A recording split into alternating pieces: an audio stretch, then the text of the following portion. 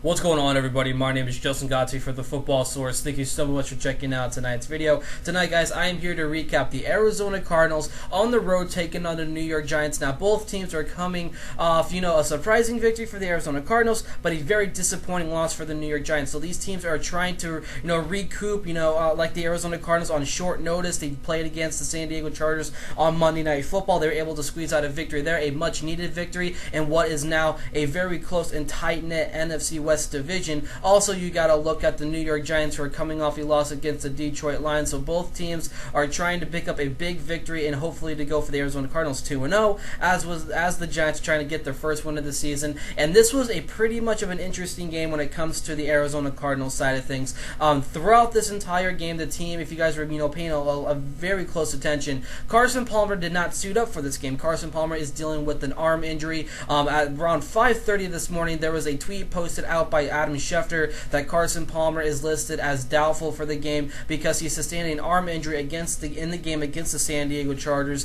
I don't know if he was practicing all week. There is no other information being brought out about Carson Palmer's injury, so I was guessing he probably didn't. He only practiced on a limited basis. But nonetheless, Carson Palmer did not suit up for this game against the New York Giants, and quarterback Drew Stanton came in, and Drew Stanton really took this game underneath his belt. It was all him on this game. I like the way that Drew Stanton played. I am a huge fan of Drew Stanton. I think he is a better option for a quarterback role somewhere else. I think that being a backup quarterback in Arizona is getting very, very close to him being beat out by Logan Thomas going down the line. Now, when you really go into full detail about this game, it was all surrounding the play of Eli Manning. A lot of people were pretty much subjected to looking at Eli Manning's performance tonight because the game against the Detroit Lions, who the Giants are coming off Monday Night Football as well. Eli Manning is in a whole new system, a whole new offensive coordinator is coming in, who's coming over from the Green Bay Packers, their former quarterbacks coach, and Eli Manning has to learn a whole new system. So he's been struggling a whole lot this entire, this last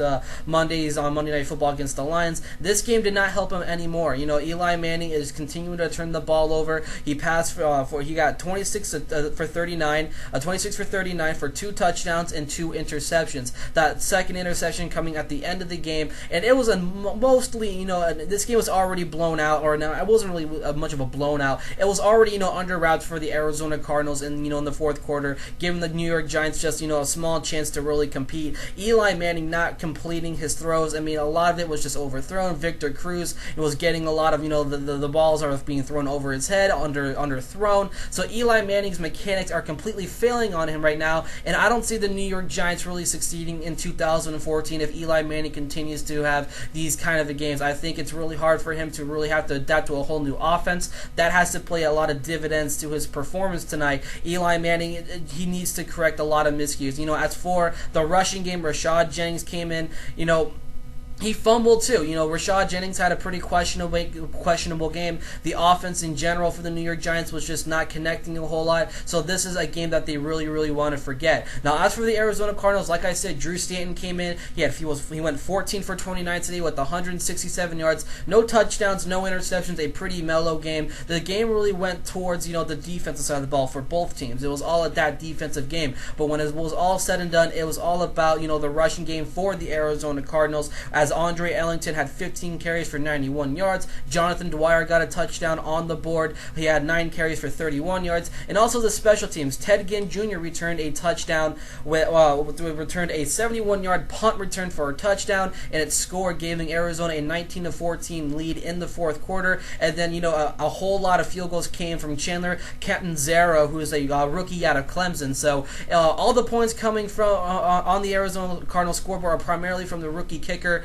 and Ted Ginn Jr. and Jonathan Dwyer will be credited for the 2 touchdowns to give a victory for the Arizona Cardinals, as the Arizona Cardinals are now 2-0 on the year, leading the NFC West with a 2-game victory as the San Francisco 49ers lost today, and that is a big blow to this because the Arizona Cardinals are a leading team, a team that which is currently dealing with a lot of injuries. As for the New York Giants, they fall to 0-2 on the year, a very struggling start to the year for the New York Giants. Eli Manning really needs to pick it up next week if this team is ever going to have a chance in destiny in trying to make a playoff run. I don't see it coming this year, but you know what? Anything could happen. It's only week 2 in the NFL season. Eli needs to pick it up a whole lot and try to cut down on those turnovers. So I'll catch you guys in my next video. For the Football Source, my name is Justin Godsey, and I'll catch you guys in my next NFL game.